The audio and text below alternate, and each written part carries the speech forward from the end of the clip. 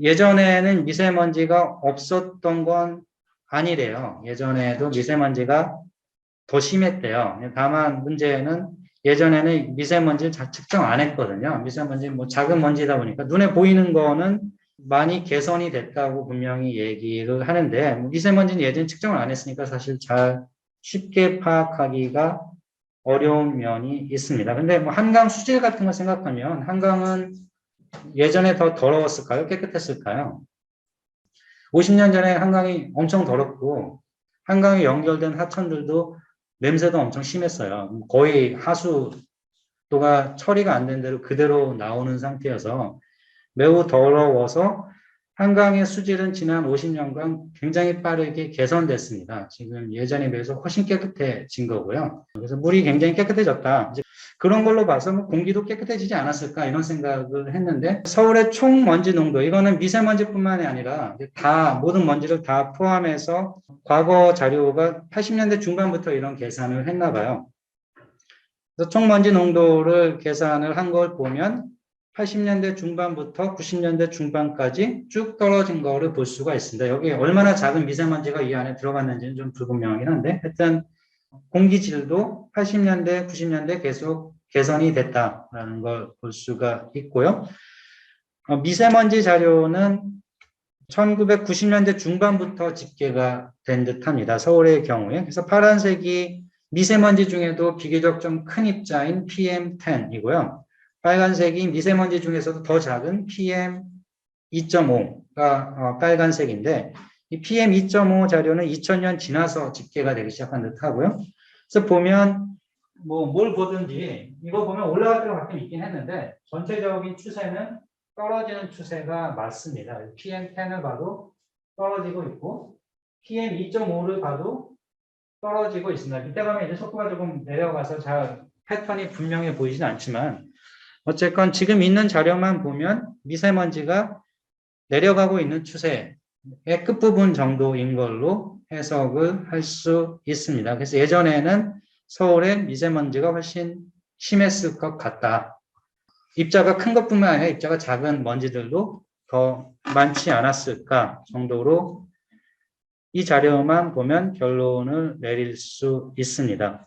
예전에 미세먼지 얘기 별로 안 한 건 그거 말고도 뭐 문제가 딴 문제가 너무 많아서 미세먼지 얘기를 잘 안 한 것도 있고 측정도 잘 안 됐고 또 누구 얘기로는 이제 스마트폰 보급이 결정적인 영향이었다고 하는데요. 이제 미세먼지 정도를 확인하는 게 워낙 쉬워져서 사람들이 얘기를 많이 하는데 예전에 뭐 스마트폰도 없고 TV에서 얘기 안 하면 잘 모르죠. 그러니까 논의가 활발하지 않았던 것 같습니다. 미국은 미세먼지가 어떤가? 이렇게 보면 역시 추세로 보면 미국도 조금 내려가고 있는 추세를 확인할 수 있습니다. 왼쪽의 그림이 PM10이고요. PM10. 그리고 오른쪽에 있는 그림이 PM2.5이고요. PM10도 약간 내려가고 있고 PM2.5는 내려가는 추세를 더 빠르게 확인할 수 있는데 물론 한국하고는 상황이 다른 게 미국은 뭐 워낙 크기 때문에 그리고 도시의 비중이 한국에 비해서 절대적으로 작죠. 뭐 나라 전체 크기로 봤을 땐 그래서 상황이 조금 다르기는 하지만 하여튼 이런 나라들도 미세먼지가 조금씩 내려가고 있는 걸 확인할 수 있습니다. 한국의 주요 도시별 PM10이 어떻게 변하나를 보여주는 건데요. 2010년 1월 1일에서부터 한 10년 정도의 자료를 보여주고 있습니다. 여기서 제일 먼저 두드러진 건 이 계절성이 심하다라는 걸 볼 수가 있고요. 보시면 이제 픽이 언제 나타나냐면 이쪽에서 보면 이게 지금 10월 정도인데요. 그러니까 여기 이 구간이 여름인데 여름 구간에는 미세먼지가 낮고요. 제일 높은 픽이 나타나는 구간은 봄하고 겨울 끝날 때쯤 그리고 봄 시작할 때쯤 이때가 미세먼지가 높게 나타나고 여기도 이제 겨울에서 좀 높게 나타나고요. 여기서 픽은 역시 겨울 전후로 픽이 나타납니다. 이걸 보면 계절성이 굉장히 강하다라는 걸 확인할 수가 있고요. 도시별로 보면 도시를 너무 여러 개 그려서 잘 보이지는 않는데요. 앞에 연도에서는 이게 지금 자세히 보시면 제주도예요. 제주도가 의외로 이때 미세먼지가 제일 심한 도시로 나오고요. 이쪽에서는 이게 대전이거든요. 여기서 대전이 제일 심한 걸로 나오고 대구도 높을 때가 많이 있습니다. 도시별로 이게 좀 시간이 흐름에 따라서 순위가 좀 들쑥날쑥하긴 합니다. 어떤 도시가 뭐 두드러지게 계속해서 미세먼지가 최악이고 뭐 이러지는 않는 것 같습니다. 그리고 하여튼 보면 도시 간 차이보다는 시점 간 차이가 훨씬 더 심한 걸로 나오고요. 밑에 쪽으로 보면 이거는 강릉이거든요. 강릉이 미세먼지가 좀 많은 경우에 낮게 나오죠. 적어도 이쪽 부분에선. 이쪽에서는 대전이 또 있던 여기서 좀 낮게 나올 때가 있었고요. 이쪽은 또 제주가 낮게 나올 때도 있었습니다.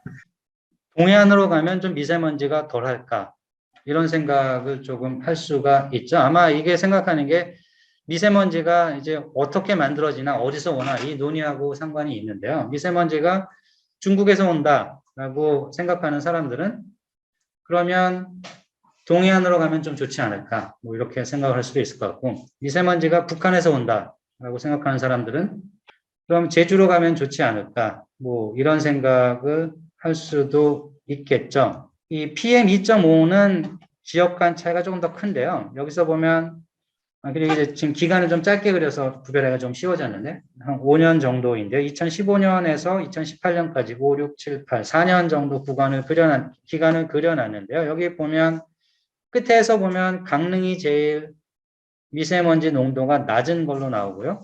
광주, 대전 뭐 이런 데가 높게 나옵니다.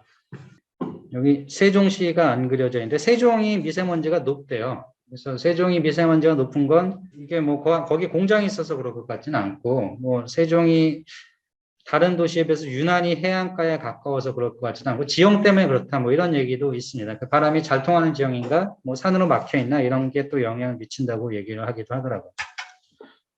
그래서 동쪽으로 가면 미세먼지가 더 심할까? 그래서 평균을 내봤는데요. 도시별 PM10 평균을 기간을 좀 나눠서 2010년에서 14년, 15년에서 16년, 17년에서 18년 이렇게 4년, 2년, 2년 이렇게 평균을 내봤는데 보면 미세먼지가 제일 높은 마지막 기간 2017년, 18년 기준으로 보면 충주가 제일 높게 나오죠. 충주, 그 다음에 대전, 뭐 이런 데가 높고 강릉이 좀 낮기는 낮습니다. 강릉, 안동, 제주가 좀 낮아서 제주는 뭐 그럴듯한 게 바람이 많이 부니까 섬이고 하니까 미세먼지가 더 낮아야 될 것 같은데 더 안 낮은 게 사실 좀 이상하고요. 그 뭐 산도 하나밖에 없는데 그것 때문에 미세먼지가 안 나갈 것 같지가 않은데 하여튼 평균적으로는 강릉, 안동, 동쪽에 있는 지역들이 약간 낮은 면이 있고 아까 말씀드린 대로 세종이 굉장히 높습니다. 그리고 서울은 이 그림에선 중간 정도 되고요. 근데 흥미로운 건 부산이 서울보다 더 높거든요. 근데 부산도 동쪽이잖아요.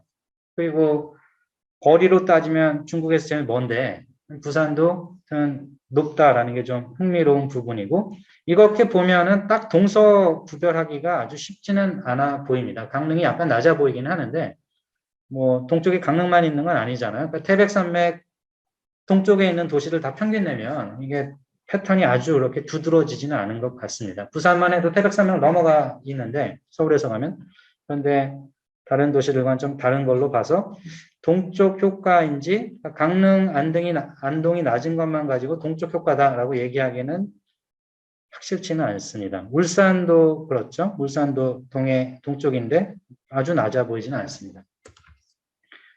PM2.5를 보면 다시 2017년, 18년만 보면 충주가 여전히 제일 높고요.